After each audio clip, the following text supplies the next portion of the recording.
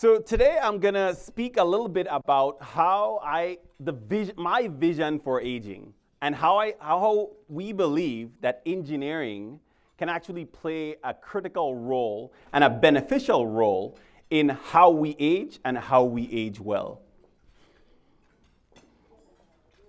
So my name is Jude Phillip, and I am an assistant professor of biomedical engineering at Johns Hopkins University. And my entire lab is really dedicated towards solving challenges with aging.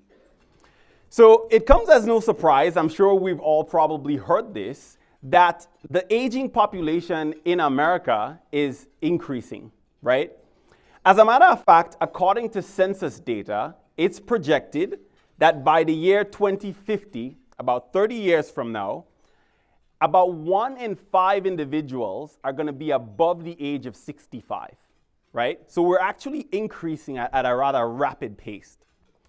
But while this is beneficial in the sense that we're living longer doesn't always mean living healthier, right? And that is the challenge that my lab and many other labs focused on aging are really trying to address. Because what that means, living longer and not necessarily healthier, points to the shift in a socioeconomic balance, right? And I'm framing it this way to show you how engineering is really fine-tuned to provide these solutions, right? So as we age, generally, we think that, our health starts to go down, right? But does it have to? And as a result of that, we see increases in the incidences of diseases, increases in the amount of medications that we have to take, right? And while this may seem like challenges, and in some cases, maybe even insurmountable challenges, as an engineer, I think that we could convert these challenges to opportunities. And how? So I take confidence in what we've seen in the past, right? Engineers are no strangers to innovating medicine and being able to provide solutions that help in the long run. Think, for instance, of the heart-lung bypass machine, right? When someone needs some sort of support in terms of whether breathing or pumping blood around or so forth, the heart-lung bypass machine was invented by engineers to be able to solve some of these medical challenges. And the same way, engineers can actually impact aging. So to prepare for today, I did a little bit of research in terms of Atlanta, right? What is it like to age in Atlanta? And interestingly, based on these studies, Atlanta is one of the fastest aging cities in the country. And what I would guide your eyes to on either screen is that you will see a graph that shows on one side the median age versus time, right? So this is telling us how the median age has changed over the last 50 years. And what I mean by median age is that you take the youngest person in Atlanta and you take the oldest person in Atlanta and you find the middle age, and that's what we call the median age, right? So from 1970 to the year 2000, that median age has changed from 26.3 years to about 33 years. And if you look only at the last 20 years, you see that it again changed from 3 years to 36.8 years, right? So from that statistic, we can say with some degree of confidence that the shift in the median age is because you're having older individuals, right? Because if you look at the youngest individual, babies are always born, so that stays the same, right? But what this statistic doesn't show you is how many people are above the age of 65. So if we go to the other plot, that shows you, again, the blue line represents the entire United States, the orange line represents Atlanta, and what it tells you is that between 1970 and about 2000, the amount or population of individuals above the age of 65 was more or less flat, around 7%. But between 2000 and 2020, that number has doubled to being from 7% to about 13%. According to projections based on this same census data, the median age between now and 2050 is again going to increase from about 36 years to about 39. And then if you look at that now in comparison to individuals above 65, the largest population increase for that increase in median age is going to be because of the increased population of individuals above 65. So what all this really shows is that Atlanta, similar to the US, is aging rapidly, and we're having a higher amount of people being above the age of 65, right? So that's great, and then it shows that we need these innovations to be able to solve some of these challenges. So as a field, there's many times we do these studies that tries to understand different aspects about our health and our well-being as we age. So the question was asked to some individuals above 65, what are some of the things that you would like to maintain during aging, right? And overwhelmingly, these answers all associated with things like, I want to maintain high energy levels, or I want to maintain good health. I don't want to be sick all the time. I want to maintain some level of my independence.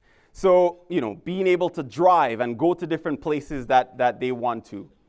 They want to maintain clear thinking in the sense that having a sharp memory and being able to hold long conversations, being able to read and understand on their own. They want to be able to have enjoyable social contacts, right? And these social contacts have been shown to be so beneficial in terms of our cognitive abilities to push off things like dementia and Alzheimer's and so forth. And then lastly, they want to be involved in meaningful activities, to do things that they enjoy, to have these types of gatherings where you can see friends and have a good time. But then overall, as scientists, we're trying to understand what then leads to older individuals not having these, right? What leads to low energy? What leads to this, dependence on something, on someone or people? What leads to this higher incidences or prevalences of disease? And what the field has found, is that in addition to these, there's changes in our biology. There's things within our bodies that change, that drives or leads to this loss of function, this loss of abilities, and a decline in the cognitive abilities of individuals, right? By understanding the science of it, or what drives some of these age-associated disorders or defects, we need to understand how the biology changes, and there may be ways that we could intervene, maybe through therapeutics or developing treatments, maybe through lifestyle-based interventions, and maybe combinations of these. So over the last few decades, science has really focused on understanding what are some of these biological changes that happen. And here we have this nice wheel, and the goal is not to explain each one of these, but it's really to understand that aging is a combination of like all of these. And I'll get to this a little bit later. But as a field, science has identified that there's different causes for aging and that we age in different ways. They've also seen that typically diseases or illness or ailments that associate with age often doesn't come from a single source, but most times it's combinations of these different causes that really lead to it. So in my lab, we focus on a central question which seeks to answer, why do we age differently, right? And before I explain the exact motivation of that, I would say, and I hope that you all agree with me, that aging is not a state, but aging is a process, right? And as a result of this process view of aging, we can think that we are products of both our environment and our genes. So there's things that we inherit from our parents and our ancestors, but then there's also actions that we take as we live that really impacts how we age. So the take-home part of this, what I just meant, is that different factors determine how we age in late life. And some recent studies have shown that our health when we're young influences our health when we're older, right? So our actions in terms of our nutrition, the things we choose to eat, or our lifestyle in terms of if we choose exercise or not, whether we have a lot of sunlight and water and rest, these things influence our life and our health in later in life. To really drive that point, I'll use this example. So oftentimes, when we think of aging, we think of it as being mainly associated with some sort of illness or so forth later in life, right? But then if I take a group of 80-year-olds, right, and we look at their different abilities, right? You could have some 80-year-olds that could run marathons, and then you have some 80-year-olds who have less mobility, right? They're all chronologically 80 years old, but their biologies may be slightly different, right? In the sense that we've heard so many times that age is the risk factor for X, and you can name the different diseases or ailments. But we could qualify it further that it's not age as in the number of time that passed or how many birthdays that you've had, but it's more a relation on what we call your biological age, which really speaks towards your overall health. So if we can actually measure your biological age, that may provide some solution in the sense that we can track how people are aging biologically, and then we could potentially develop innovative interventions and solutions to target the aging ailments within different people. And that's what we call precision medicine, right? Precision medicine hopes to find different patterns in different groups of people, and then by developing interventions that would work with people within these particular groups. So ultimately, we're trying to measure your biological age. And you can think of it like this, in the sense that, as we live, there's certain functions that we lose over time. And you could think of an example, walking speed, right? And just, on a side note, in all of aging research, the one metric that is most closely associated with longevity is actually walking speed, how fast you actually walk. It's correlative, not necessarily causal, in the sense that we don't know if you walk fast, you would live longer, or people who would live longer naturally walk faster. But if you walk faster, there may be some benefit, right? So think of this as walking speed. As you become older, as you increase chronological age, your walking speed tends to decrease, right? And there's a variety of different factors for that. Things like muscle loss and loss of fast-acting muscle fibers and so forth, right?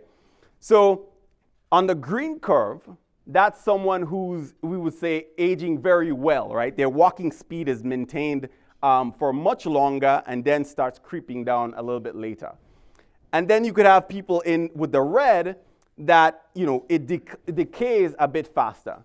So you can think of each and every one of us here are riding along some lines between those bounds, between the green and between the red, right? And the closer you get lower to the bar, we see this gray zone called frailty, and that's something I'll explain a little bit later. And then you have this blue zone where we have limited capacity, right? And that's one of the places we generally try to avoid. But in order to measure this, in order to understand our biological age, we want to know whether we can modify our aging patterns, right? So we can measure biological age, may be great, but can we use that information to actually modify in a precise way that is maybe person dependent or groups of persons dependent? But our ability to modify aging trajectories or this pattern of aging is dependent on our ability to measure the changes that happen. And what I'll tell you is part of this exciting work that's going on in my lab where we're trying to use cells, right? So each of us sitting here are composed of cells, right? Many different types of cells. We look at our hands, and then we see skin cells. If we take blood, there's immune cells that are floating around our blood that allows us to fight infections and different diseases. But then what can we learn from our cells, right? So in my lab, we focus a lot on blood, or we focus on cells from tissue, like skin. And the premise behind it is that before diseases actually manifest, before we feel symptoms that we can go to the doctor, the cells start changing. So if we can actually identify the cells changing before the disease manifests, there may be an ability to delay or even push off the disease manifestation from the get-go, right? So we're looking at that from blood, and we're looking at that from skin, but we can look at that from any different system within our bodies. We can look at that within our liver function, or our heart function, or brain function, and so forth. So what I'm going to tell you, I'm going to summarize. What we found in our work is that cells provide this new way to study aging, right? That potentially gives us this ability to respond before the disease manifests. Cells are adaptive and responsive, right? So even though a cell has already started to become maybe dysfunctional, there are still ways that you can correct or remedy these defective attributes of cells. And then also cells become defective before the diseases actually manifest. So can we use cells and can we use their properties as biomarkers of biological aging, right? And I'll give you one example quickly of what we did. So in order for this premise to be correct, that cells could tell us about our aging or tell us about our health, we need to be able to predict the age of people based only on the properties of their cells. So we started this cohort, and we took a cohort of about 40 people, ranging in age from 2 years old, with the oldest being 96 years old. And we took a little biopsy of their skin, and then further separated a certain cell type called dermal fibroblasts within their skin, right? And dermal fibroblasts are the cells that if you get a cut or a bruise, they're the ones that come to the area of the cut, and they start secreting different proteins to heal and close that wound, right? So there's a lot of function that's within these dermal fibroblasts. So they are ideal one for us to look at to be able to ask that question. And then we tested a variety of different things. This is a complicated picture, but all it means is we're testing many different things. We have a skeleton within our bodies, right? Our bones. Cells have skeletons within them called cytoskeletons, right? So they give the cells their structure, and they give them the ability to exert forces, right? So I can measure how much force a cell is actually pulling on something. Maybe pulling on another cell or pulling on a protein fiber, right? And then on top of that, we measured more functional parts of cells. So the same way that we can measure, for instance, properties of a car, right? So if I'm driving a car, I can tell you how fast the car is going. I can tell you how far the car went. I can also tell you the directionality of the car, right? If the car is moving on the highway, it's very straight. If it's very tortuous, going through some back roads, then you can tell the directionality is not straight, right? So these same things, we can take cells, we can put them on these microscopes and measure how they move. And then based on these movements, can we predict their age? I apologize, this is a movie of cells from your skin moving inside a collagen gel. So our skin is composed very heavily of collagen. Collagen is a type of matrix. You could think of it as the chair table. It's a structure that keeps you in place, right? This table here, everyone is seated around the table. Collagen fibers orient the cells, and they're able to manipulate it, right? So these are cells moving inside a collagen gel. So we develop computer software to track where the cell is as a function of time, and then we can calculate things like speed, their displacement, like how far they went, how directed they are, and things like that. And interestingly, based on that movement, we could predict the age of healthy individuals within plus or minus 5 years, right? So if somebody is 25, I can say they're either 20 or 30. And that is one of the smallest errors in the field in terms of age predictions based on properties of our cells. This, I think, is exciting, but it's not the end goal, because this is predicting age in healthy people. What we want to be able to do is do this and understand how different diseases push deviations in these trends, that we can start catching these defective cells before they actually manifest as disease. So plus or minus 5 years is what we could predict. And if we actually look at it, we take people with accelerated aging conditions. So there are actual genetic conditions where people age faster, right? And then we looked at these individuals who have these genetic traits or changes, and we can see that they don't follow the same trend. So you look down here, you see these individuals who are aging faster, and I can show you on this side is this blue right here in terms of these. So it breaks the curve, right? So what that tells us is that we can predict aging in healthy people, but we can also identify these deviations. So my lab, we, complicated slide again, but we observe. So we look at how these cells move. We develop technologies to be able to measure them and predict. And then we ultimately want to use these in meaningful ways. So we collaborate a lot with geriatricians and different clinicians to be able to implement and test some of the things that we develop within the clinic. So why does it all matter? And I would argue that there's a utility for engineering, right?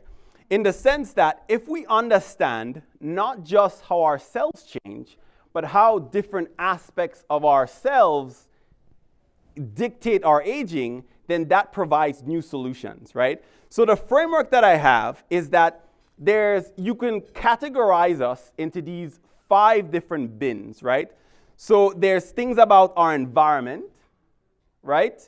Things, access to proper nutrition, community, meaningful contacts, and so forth.